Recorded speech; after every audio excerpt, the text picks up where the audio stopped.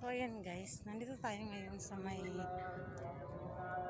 Almarsa, Ajman Almarsa, Marsa Ajman. So, nandito ako ngayon nag-walking para na rin makakuha ng views, ganyan. Ay, video pala. Ang gandang tanawin dito. Actually, gilid to siya ng dagat. Kumbaga sa atin, pang-pang.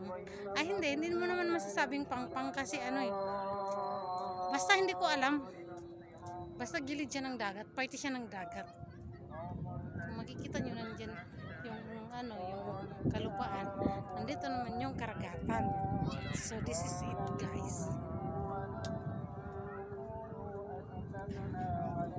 Diyan banda yung kung saan ako nagtatrabaho. So ito yung araw-araw na nilalakad ko. Pero nanggagaling ako sa doon na side.